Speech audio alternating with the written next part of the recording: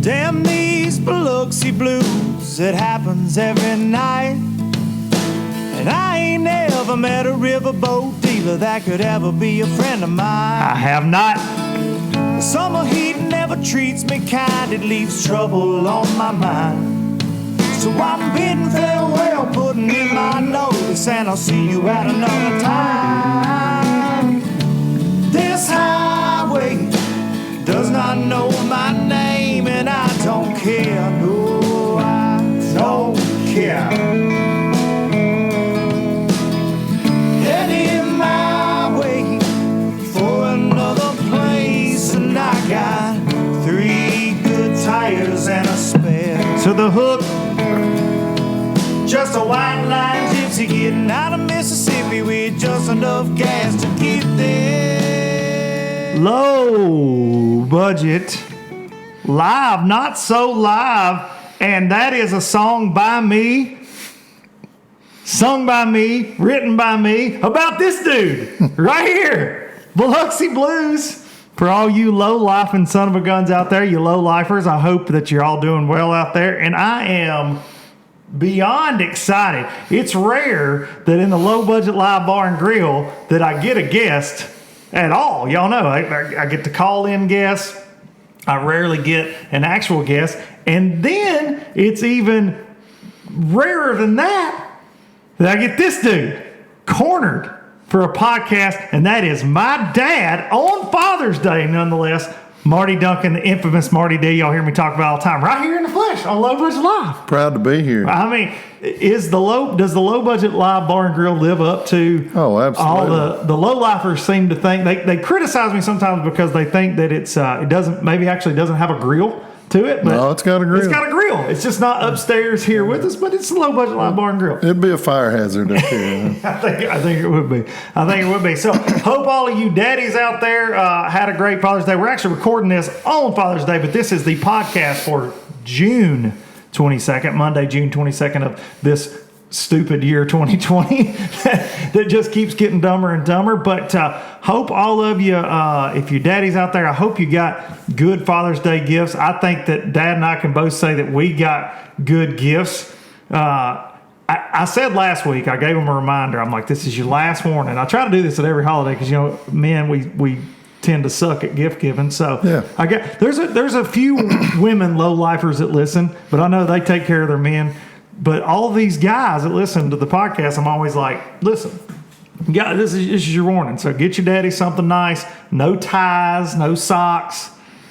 I mean, hey, I came out here because I was asked to deliver your present that Marissa got you, and I wasn't even expecting gifts, and get out here and get a great new Shimano rod and a Abu reel. Yeah, got hooked up. Man, I'm telling you, I'm ready. That's the first new rod and reel I've had since 1986. Yeah, back when he was sponsored, back in his sponsor days. So Dad got hooked up, and then Marissa, the Triple Threat, and my dad worked together on a Blackstone. And shout out me, Blackstone. If y'all are watching this, we could use a little bit more sponsorship. We appreciate the fine folks at StarTron, but we could take a Blackstone Grill sponsorship, I think. Well, let me tell you something. They're hard to find at Father's Day because Marissa and I looked the countryside over and finally found one. The 4-burner 36-inch. Yeah, that's what you want. And that's what you want in life. You want that 4-burner 36-inch because, I mean, it says it'll hold 36 chicken breasts, and I don't know, what man doesn't need something that'll hold 36 chicken breasts? 72 pancakes. 72 pancakes. Mm-hmm. Well, I've cooked on it twice today already. I got it all seasoned, as they say, and follow the instructions. And I got her all cranked up and ready to go. But hope y'all, if you are a daddy out there, which is the greatest gift in the world to be a daddy, I have to say, for me, I've got a house full of youngins. They sometimes they cause this gray in the beard, but and like we have the dad too. But it's pretty awesome. It's the greatest gift. And I give y'all a hard time about the socks and the ties and all that. If your little one walks up with a homemade card and some socks, that's pretty awesome too. So don't think I'm being ugly if you didn't get a rod and reel or a grill. And listen, the greatest thing I got was a homemade card. I did, Yeah. We learned something last night. Yeah. Marissa is multi-talented, and Marissa's making greeting cards, and she made Dad his greeting cards. Get on the list, folks. You'll want one. Yeah, we'll pimp that out on here. We'll sell you some greeting cards on LBL. But we want to say thank you to the fine folks at StarTron for always bringing y'all Low Budget Life. This would have been a great Father's Day gift, getting your daddy that you love some StarTron to kick ethanol in the teeth in his weed eater, in his chainsaw, in that old outboard engine that's sitting around letting ethanol build up in it. But StarTron and the fine folks at Starbright bringing you Low Budget Life week after week after week. All the fine cleaning products, and we appreciate them very, very, very much. And we appreciate Dad being here. This is awesome. So I'm y'all know me. I normally just roll. And I've got guests that call in, but we're not going to do that this way. We're going to do a little different. We'll talk some fishing with Dad, because this is where all my love for this entire sport came from. This guy, for sure. And he started me out. I mean, we always pond fished, we bank fished, and we had a little low aluminum boat. And we didn't go to the river. If I got to go to what I called the river, go to the lake, it wasn't a ton. We'd go bluegill fishing. But when I was 10, he took me, quote, bass fishing for the first time on the river, like just bass fishing on Wilson Lake, and we crushed them. And I was like, whoa. And then he said, hey, well, they have, kind of like me with Hudson, they have these tournaments. Oh, what? What's a tournament? But Dad started, he's actually had a fishing career in the past, back late 70s, 80s? Late 70s, early 80s, up to the time you were born, and I was given strict instructions. Okay, so y'all know, y'all that follow along, we lost my mom last fall. In that, we were talking with a preacher one day, and my dad tells a story that I'd never heard. And Dad had this career, ambitions, dreams, just like us, to be most of y'all out there watching, to be a professional angler. And it wasn't easy then. And it's still not easy. It's still the hardest thing in the world. It's the impossible dream, like Carl Jocumsen said on Boats and Pros. We'll get to Boats and Pros later.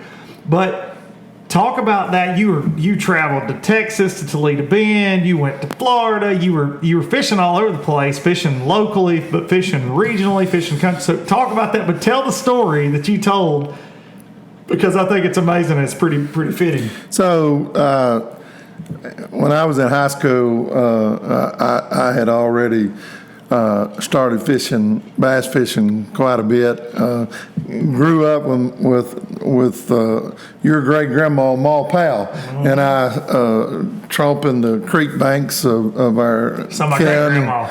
Your great grandma, and we'd go just about every day in the summertime, and I'm talking about when I'm 9, 10, and our house burned down when I was a freshman in high school, and we had to move. And when we moved, we landed with a neighbor, Ronnie Kilpatrick. You remember Ronnie Kilpatrick. And Ronnie Kilpatrick had a bass boat, and I'd never seen one. Probably looked like a rocket ship.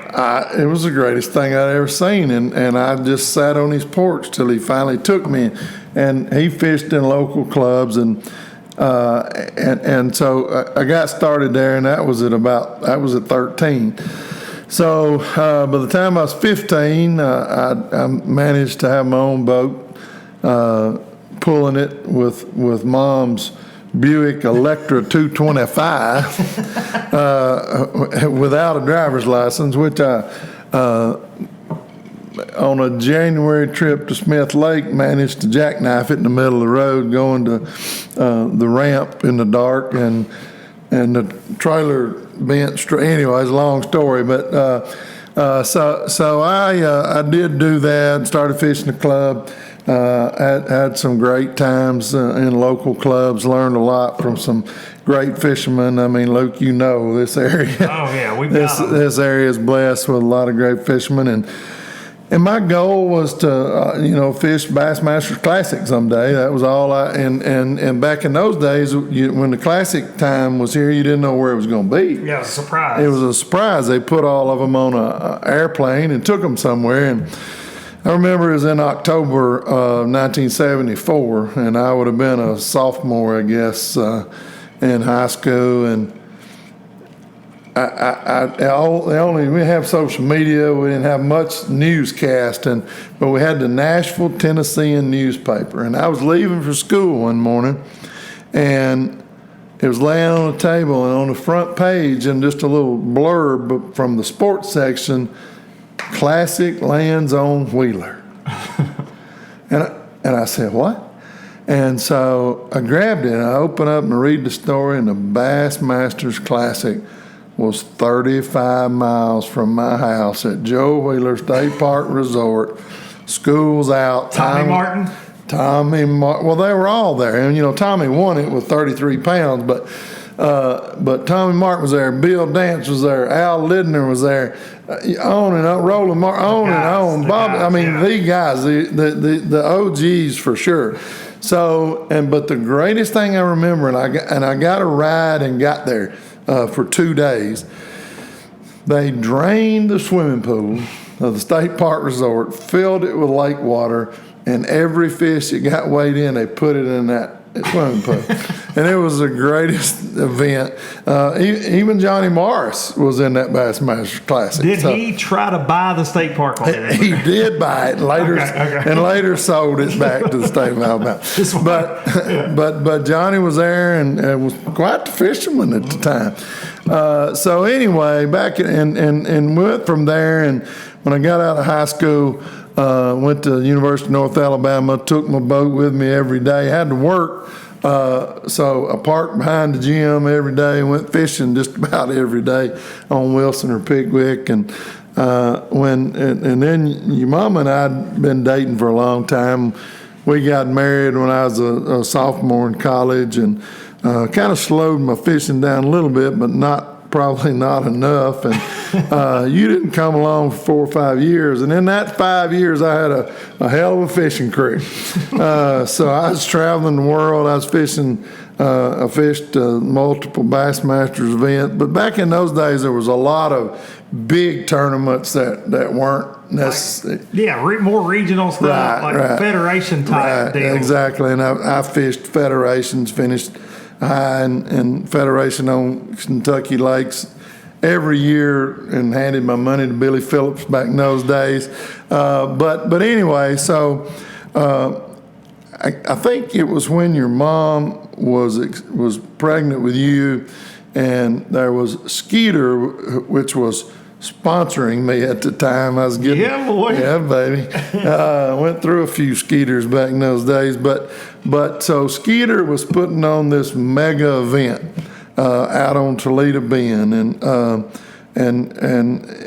course they asked me to come. It was an invitational. I was invited, and went, and at great objection from your mom, but and listen, back in those days, you didn't make much money if you won, and sponsors never had quite caught up with it yet.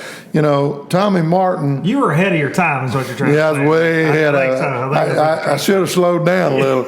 Tommy Martin won $15,000 for winning the 1974 Bassmasters Classic. Okay, and he only won $15,000 because he caught big fish 2 days. But, and that was a winner-take-all Bassmaster Classic, back in those days. So anyway, I go to Toledo Bend. It's a week-long tournament. It's 3 practice days, 3 tournament days. I led the first day. I fell to 7th on the second day, and ended up finishing second in this tournament. And Tommy Martin was in the tournament, Rick Klum. A lot of guys in the tournament that I idolized and still do. But I come in second, and I won $7,000. I won half as much as Tommy. It was a big deal. I was pretty excited about it. And I stayed excited all the way home until I pulled in the driveway and knew something was wrong immediately when everything I owned was piled in the driveway. And it wasn't piled neatly in the driveway. It was just there. And your mom had been going to and from work, still expecting you and working, and she didn't bother to move any of it. She'd just run over it. So I knew she was upset, but I didn't know how upset till I put my key in the door and the new locks were different. So the great news was my mom lived next door, your grandma. So I moved in over there for a day or two till I talked my way back in, and your mom was right. I sold the Skeeter, got out of fishing, worked, built a career in a job, and it was the best decision I ever made. But the day you said, yeah, I think I'd like to fish those tournaments, you have no idea, Angels song. Because I'd been 10 years or more on the sidelines, and you and I kind of came back and hit it hard there for a while. We did for a long time. I live vicariously through you, you know that. So see now that Hudson is 12 and he's interested in it, and I don't know whether to tell him no or tell him to go because it's such a crazy thing. But it's in our blood. It's in our DNA. Now your dad didn't fish that much, just a little bit. He fished very little, and he just worked all the time. He worked all the time, and the funny thing was, when I was real small, like 5 or 6, he had a boat, an aluminum craft with a 25 hand tiller Johnson motor on it, and I'll never will forget one spring or late spring he caught some of the biggest stringers of bass I'd ever seen. But he was an opportunist. If bass were biting, he was bass fishing, catfish, but whatever biting, And he never took me in the boat. And that was about the time he was starting his own business. And later he kind of got out of the boat business too. But he was a pretty good fisherman and one of the best gar fishermen that I've ever seen. He'd load a boat with gar fishing with a rope deal. Yeah. He was decades. Like Richard Gene, the fishing machine. He was decades ahead of Richard Gene, yeah. I mean, that's 40 years, 50 years ago. Growing up, Shannon Wheeler, Dude Let's Fish, sent me a video of Richard Gene, the fishing machine, fishing with rope. And he's like, dude, have you ever seen this? I was like, well, actually, heard about this my whole life because my granddad, who I never got to meet, but my granddad was pretty proficient with rope for catching gar. Now, would he eat gar when he do that? I think we did eat them, or I don't. There's no way Grandma Dunkin cooked a gar. No. Now she'd cook a salmon patty, but she wasn't going to cook no gar. She might have. I don't know what he did with it. I suspect he traded it for something. I don't know. That's awesome. Yeah. That's awesome. So fishing is definitely in our blood. My great grandma. So wanted to have Dad on, and Dad keeps up.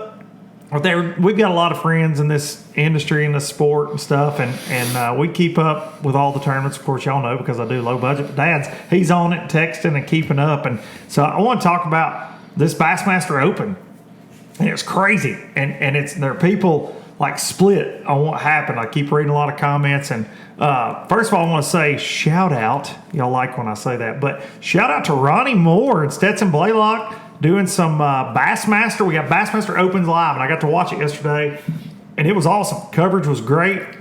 They did a really, really good job in bringing you that coverage. And it's the first time it's been much needed. I have said it on here. The Opens needed that shot in the arm, and they got it. And so kudos to Bass for doing that, bringing the full production. I mean, it was awesome. I got to watch a good bit of it yesterday. But you saw this playing out. John Garrett, Kentucky Lake boy, Bethel University. Like, it looks like he's going to get his win. His first win. He's been really competitive. He's won on the college side a lot. He's a great, great young man, great fisherman.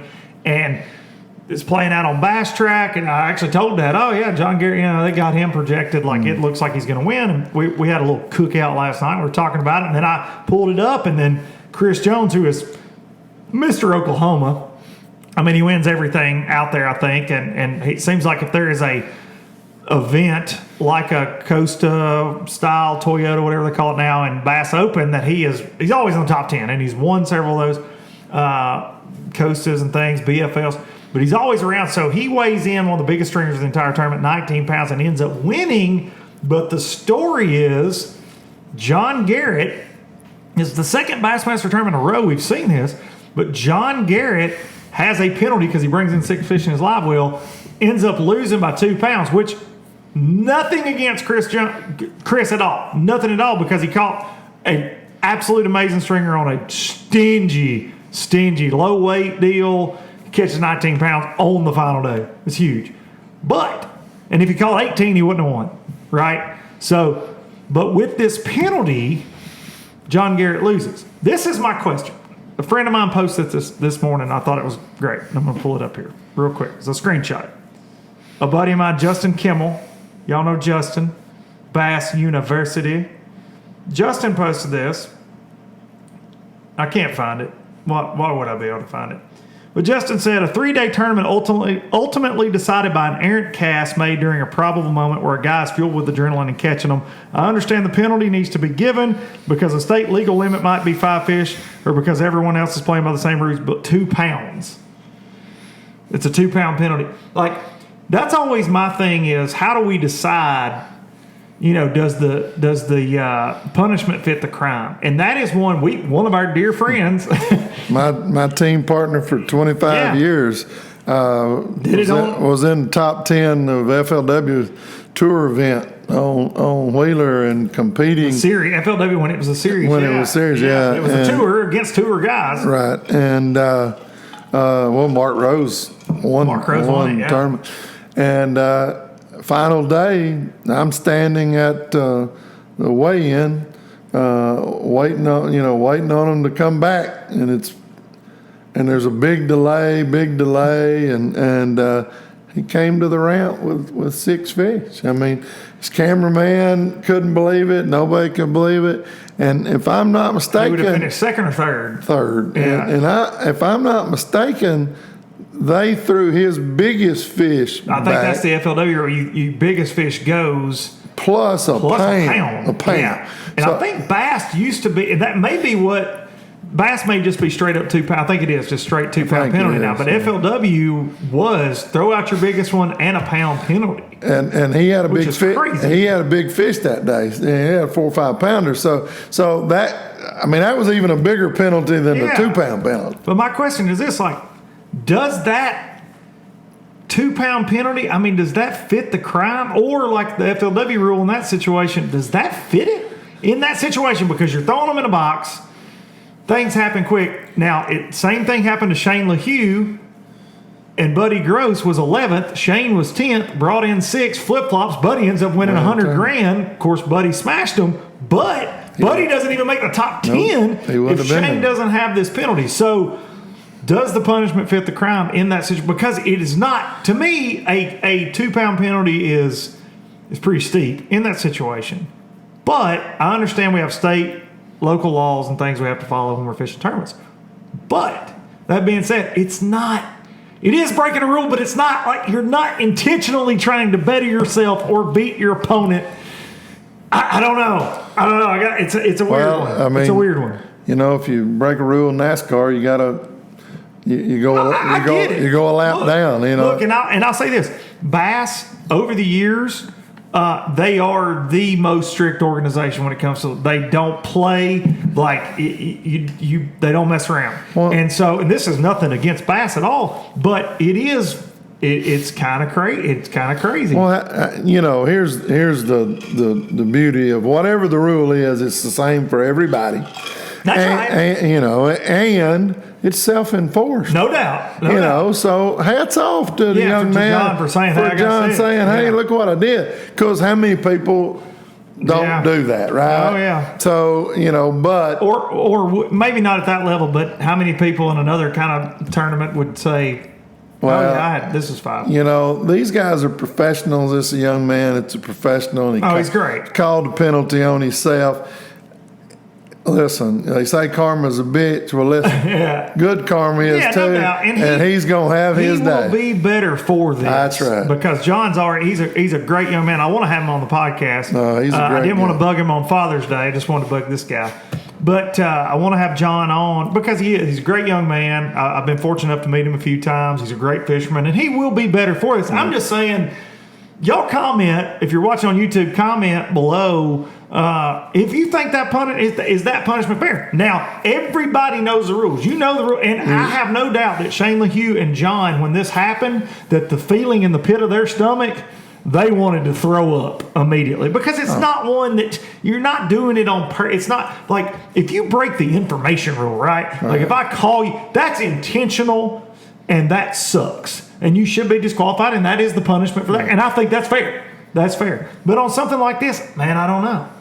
There's got to be a penalty for it. Okay, I agree with that, but I just don't know if 2 pounds. I don't know how we.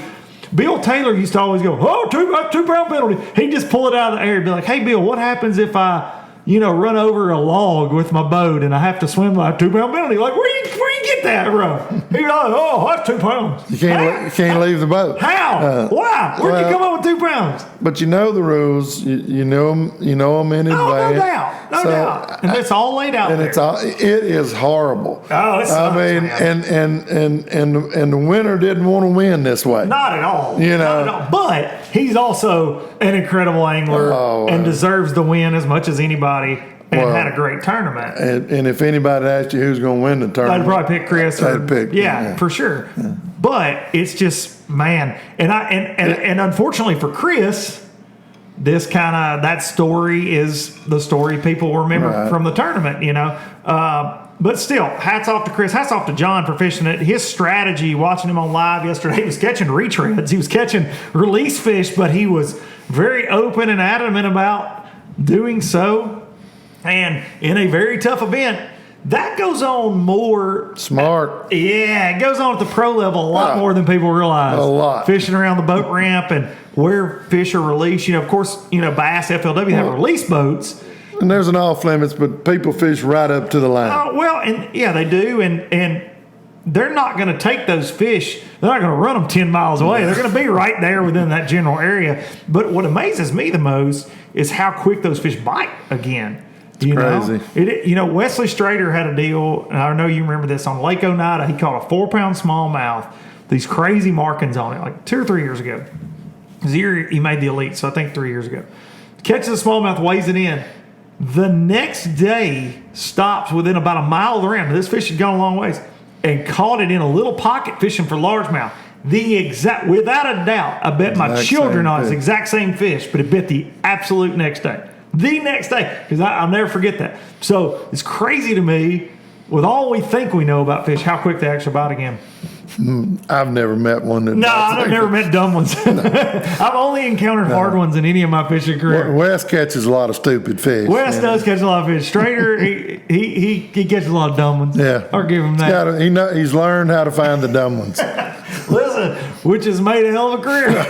I wish I'd have found a few more. I need to find dumb ones. I found a few dumb ones this week. I did get to fish this week a little bit, and I found some dumb ones this week. I had some fun this week. Fishing has really been awful around here with all the fishing pressure, and I'm glad everybody's getting to fish, but it's definitely affecting the fish. Yeah, I just want to talk. I want to know what you're like me. You're outspoken and opinionated, but about things. And that one, just seeing that post from Justin, I was like, wow. I never really thought about that. Does the punishment fit the crime in that? So y'all comment below if y'all watching on the YouTubes. And I'm going to say in this case, it seems unfair. And if it was a guy that was in 80th place, you'd never pay attention. That's true. It's all about where he was. Perspective, and that's a good point. That's a really good point. And it's got to be the same. If he's fifth, you never hear the story. Never hear it. Never hear it. No. Yeah. Our buddy Jerry. If he'd have been going to win the tournament, it'd have been a big story. Yeah. But you really never heard it because he was going to be third. Everybody else he ended up 8th. Second place, first loser, right? Yeah. Ricky Bob, you ain't first, you last. That's right. If there's anything we learned from Talladega Nights, it's that. So, kudos to those guys. John handled it like a pro, and congrats to Chris on a great win. Brandon Polnick slid in that top two. There was some cool storylines in that tournament. We also had there's a couple guys that haven't fished bass in a while by the name of Greg Hackney and Jacob Brosnick that seemed to be fishing those opens. And Hackney actually led it the first day, and he said in an interview, it was a one-day deal. I'm not going to catch him. He only caught one the next day. So when you're good, you're good. He called it. But still had a great tournament. It was a tough one, man. That Arkansas, any of those river tournaments, I feel like with 200 boats in the summer, they're just always tough, and it comes down to strategy. And the guys that did well just played it out. They could lock through down to Kerr Lake, I think is what it's called. And the second day, I was reading that they had a barge stuck in the lock that they couldn't go. So there's all this crazy stuff that happened, but real fun event to watch. The first Central Open of the year. And, more to come. Where do they go next? The Centrals go to maybe Rayburn is next in September. And then they go to Neely Henry, of all places, which is not really Central. Yeah, wow. Which is cool, in October. And then they go to Lake Louisville in Texas, which has 6 bass in the whole thing. But I think Rayburn's in September. And then, but then you got the Easterns going. I forget where they go next. I don't do any research before I talk on the podcast. Big couple of. Well, you didn't even tell me what we're going to talk about, so I get that. I don't even have any notes this week. I'm just rolling. Big couple of weeks for bass. I thought it was great. The whole ESPN2 thing. I love that. That was huge. Then Mike, they get a huge Buddy shout. Gross got a shout out. Buddy gets a huge shout out. Mike Golick. Yeah, that was cool. That was pretty awesome. And now this, in a bad way, but they're getting a lot of press. They get a lot of press. And I got to say, but they did Bass Live, which was cool. Yeah, it was very cool. And something I'll say too, I found out this week, I fished with a good buddy of mine, David Allen, master guide down on Pickwick, and David makes some baits every now and then, right? And most of y'all probably seen this. This is a cool story. And so David makes a hair jig, and Jordan Lee, I did not know this. When I did the podcast last week, I had no idea that this happened because I did not get to see the clip of Jordan catching the winning big bass that won him $100,000 down at Heavy Hitters. He caught it on David's freaking jig, gave David a shout out on camera. David's all tore up about it. Well, I fished with David this week. We caught him on the same jig. So I got a video coming out Thursday on the channel. Be sure to watch it because David tells the story. It's pretty cool. But we catch him on the $100,000 hair jig. A lot of fun. But so I got to say, kudos to Joe Lee for giving David a shout. It's pretty cool. David had gave him to him for Chick for this FLW Super Tournament that's going on this week. And he ended up throwing it in Florida. Which I get at Chick, but... In Florida, no. Yeah, it's not a Florida deal. The preacher did. It's a Tennessee River staple. But hats off to Jordan for stepping outside the box. I saw today somebody sent me a screenshot. He's leading the points in MLF because of course he is. But he has won $234,000 this year. They only had like 4 tournaments. Hey, MLF's been really good for them. Yeah, it's been good for his bank account for sure. Been good Jacob Wheeler, it's been good for a few of their bank accounts. I imagine the FLW Super Tournament this week is going to be good for Jacob's bank account. Jacob's probably going to bank. I think that he'd. Now, there's a lot of guys that are going to have a lot to say about that. Michael Neal and various other FLW Don't count Michael Neal out. Don't count any of them out because it's really unique. We got I don't even know when it starts. It's a really weird schedule. They practice Saturday, Sunday, Monday. I think they start Tuesday or something, which is a weird tournament schedule. But I'm still not sure why that's the case. But it's hard to keep up with. But 206 boats of some of the best fishermen around graphing the same spots. Hey, will it be one shallow or will it be one deep? It's going to be one shallow. Okay. Because it's different. It's different this year. And hey, let me give a shout out to my buddy Alex Davis, who I'm rooting for. Alex and I went fishing last week, so we're just wearing these river guides out. Yeah, we have.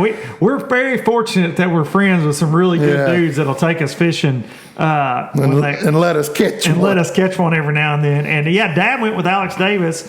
And if y'all aren't following Alex, please go do that. He's a great guy. Same with my buddy David Allen. Make sure you're following along if you want to see some Pickwick giants. He's always steady. Listen, David Allen, Pickwick's his middle name, and Alex Davis is probably the greatest Gunnersville fisherman. Man, it's up there. There's a lot of them. There's a lot of really good guys out there, but Alex just gets it. And he's pumped up about Chick. We talked a lot about it. He knows Chick well. Chick, I'm rooting for Alex. What's scary about Alex in a Tennessee River event like that is not only does he know the deep game very, very, very, very well, graphing, he knows how to set up on them right, but he's also, and Chick has grass, he's also one of the greatest grass fishermen in the entire country. Listen, we fished a lot of grass at Gunnersville last week, and we caught a lot of fish. I mean, we caught some good fish, and we caught a lot of fish shallow.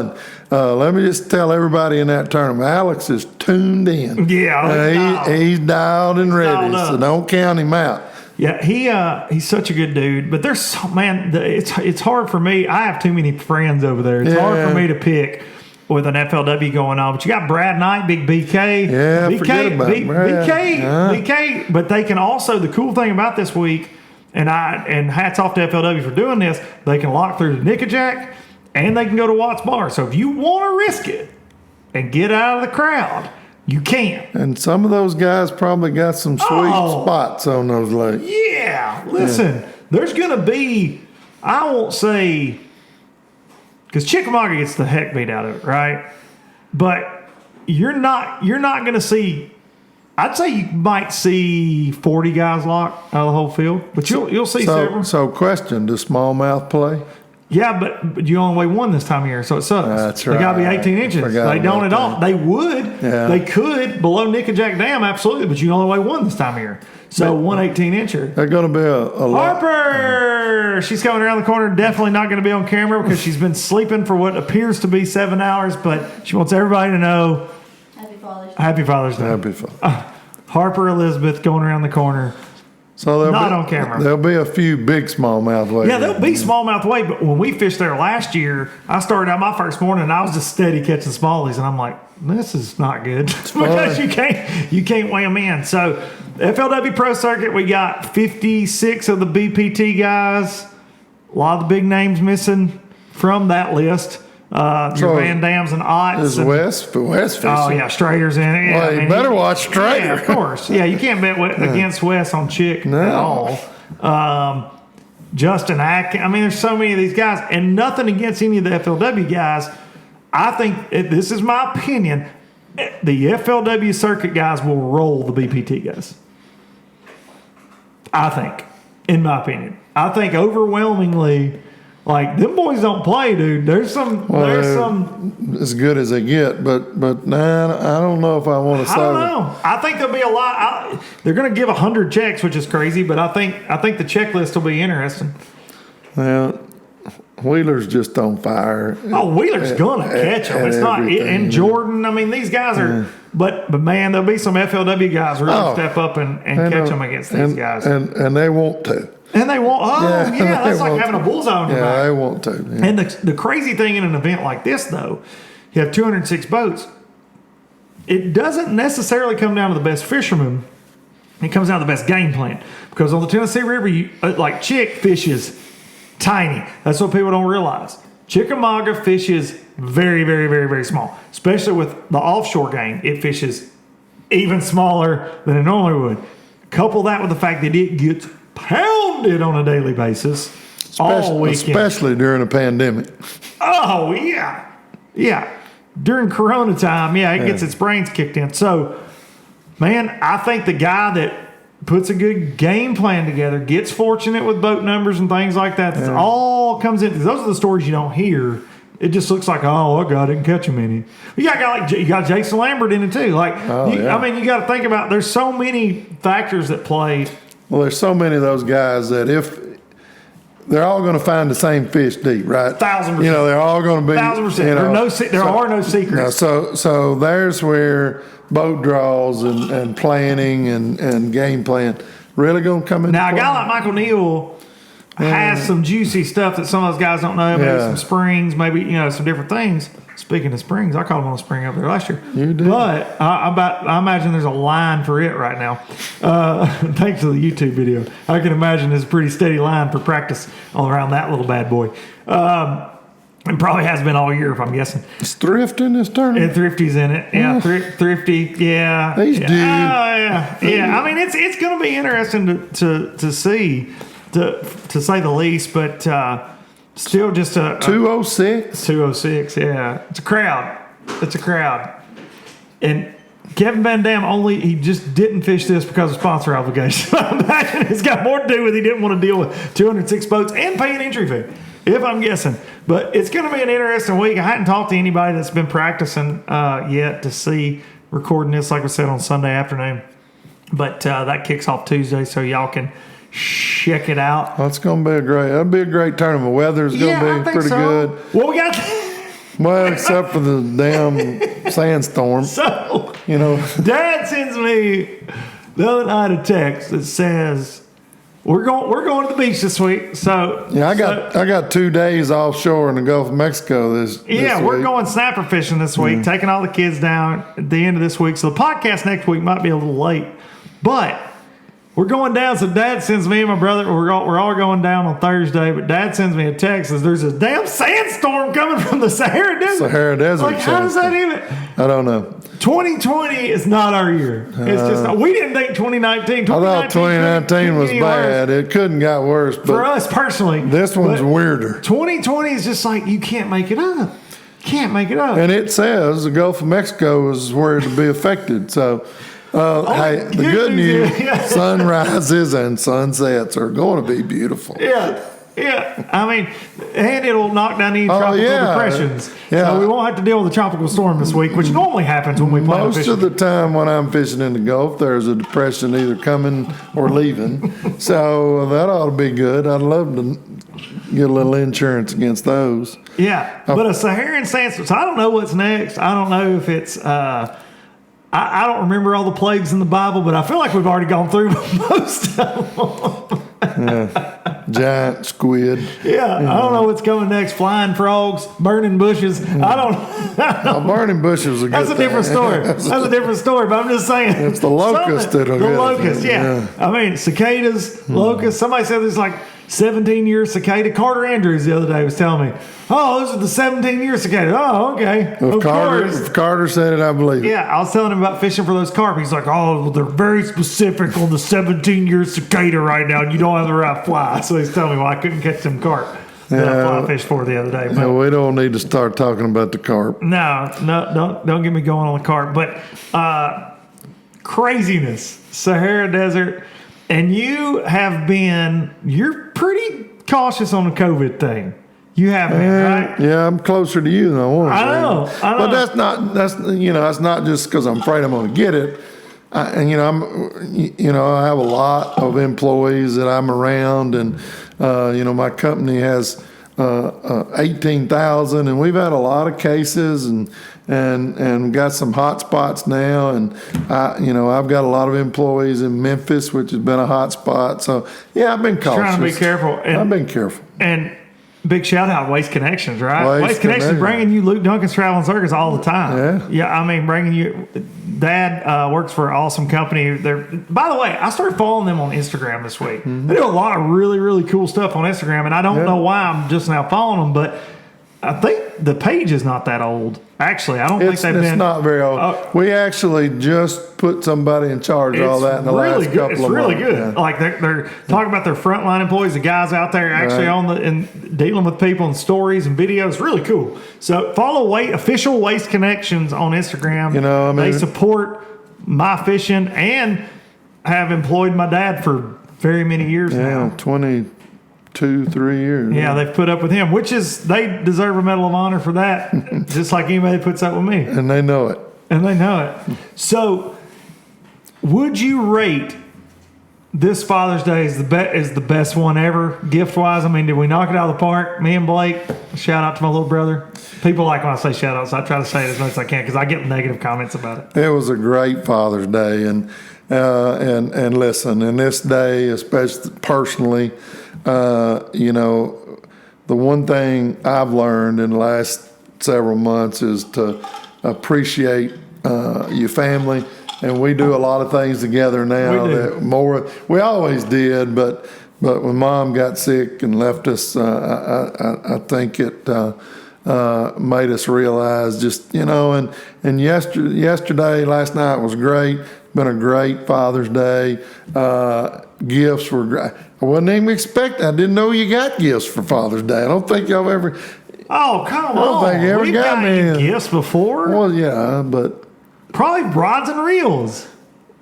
Well, none is I mean, nice. we probably None never is got you an nice. Abu Garcia None, shout out. Big shout out. Abu Garcia. none as nice as the Abu Garcia.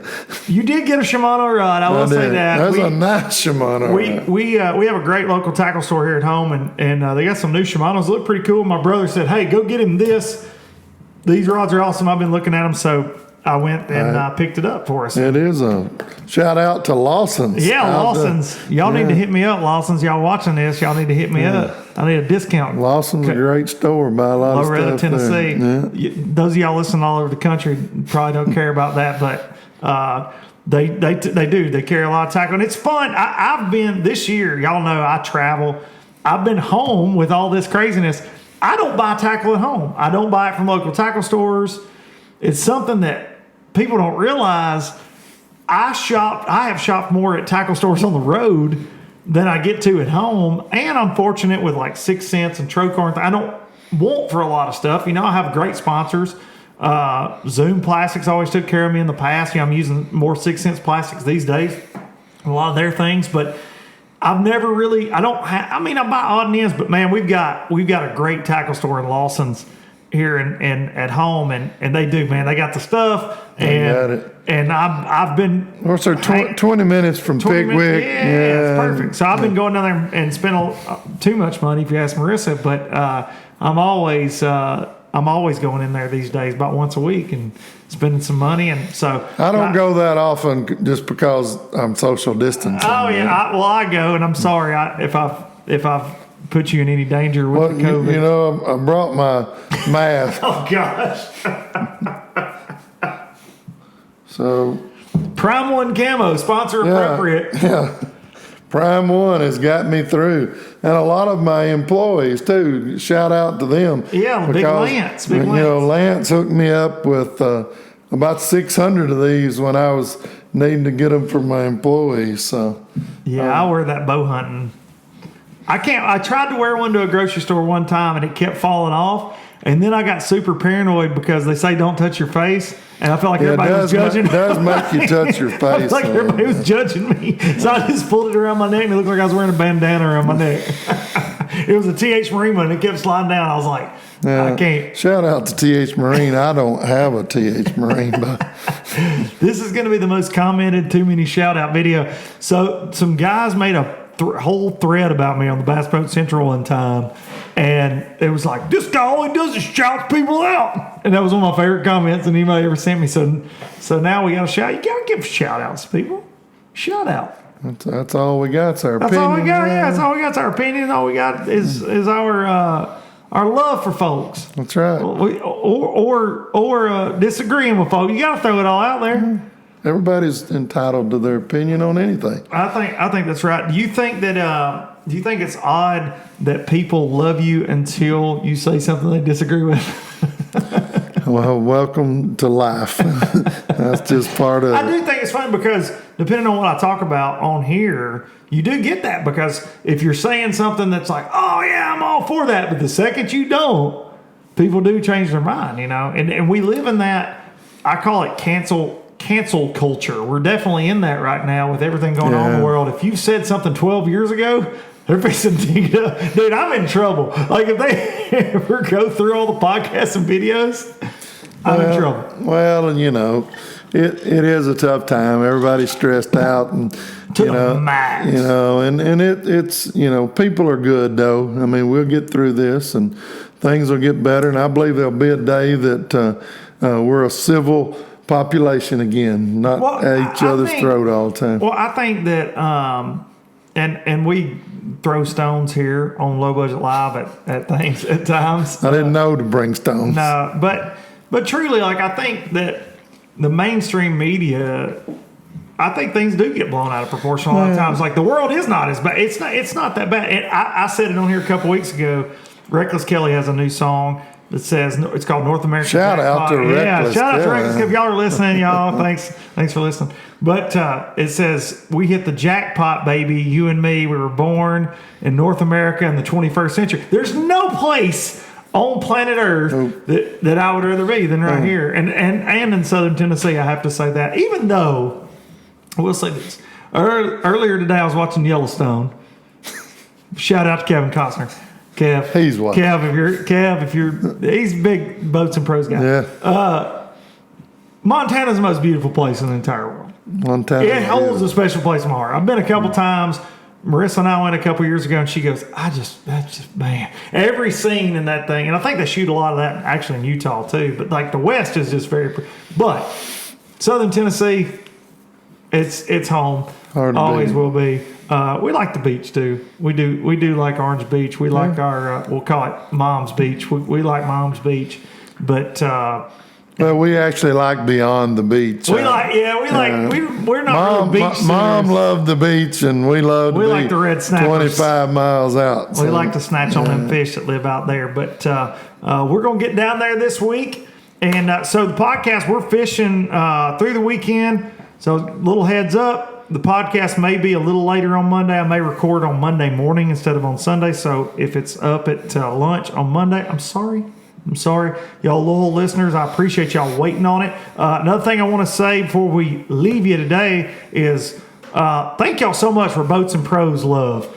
Carl Jacobson, if you haven't watched it, please go watch it. We're getting close to 8,000 views already, which is a little behind the other episodes, but we took a little time off, so I understand that. And there's a lot of content coming at you right now. But Carl's story is absolutely amazing. And if you have not watched it, I think, Dad, you know, and Marissa said it to me that before I got to see it, it's kind of emotional. Oh, it is. I did when we were filming. I got emotional. And your story and his story, you know, they sound similar until you really get to thinking about. Here's a guy never saw a bass.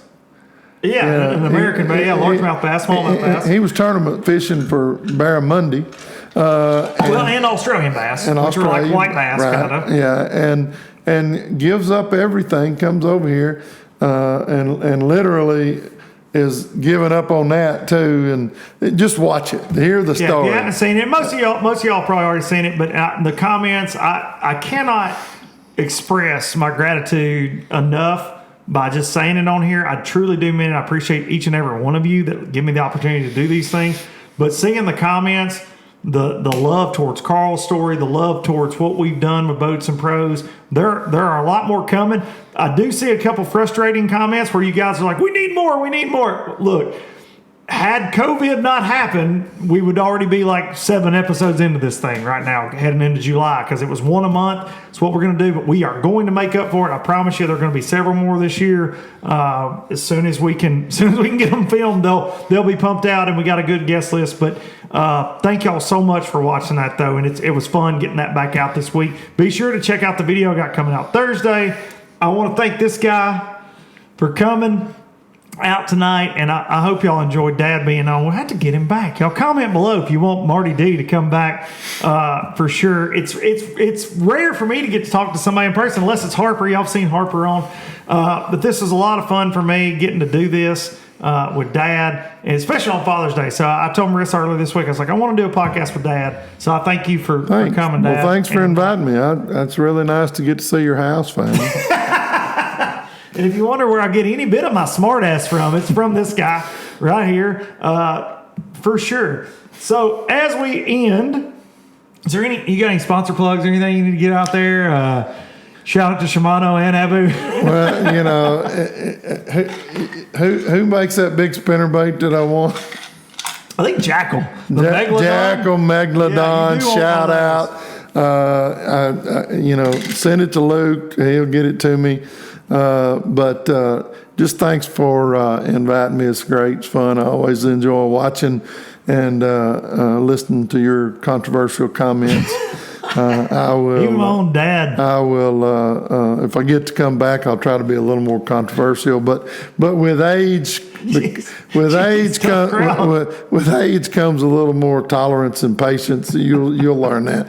But I love you and thank you, Pop. Happy Father's Day. Hey, thank you. I appreciate that very much. So he told me one time years ago, put his arm around me while I was about to have my first child and said, this thing's not as easy as you think it is. And that stuck with me for a long time. It's not, but it is very, very rewarding. Thank y'all out there for everything you've done for me, all the commenting, all the watching, all the subscribing. Make sure you're subscribed to the channel if you're watching this on YouTube. Hug your damn mama. Always make sure you do that. You'll know we end every week with that. And I'm going to take you out with some Luke Dunkin Biloxi Blues about this guy. And I hope y'all have a fantastic week. I will see y'all very soon. From Jacksontown to Tupelo, I never could make it last. Spanish moss and Civil War ghosts, well, I'm gonna leave them in the past. Any direction, Lord, I'll be fine. It don't matter east or west. North, south, wherever the wind blows, I'm leaving those burdens at rest. This highway, it does not know my name, and I don't care, no, I don't care. Headed my way for another place, and I got 3 good tires and a spare. Just a white line gypsy getting out of Mississippi with just enough gas to get there.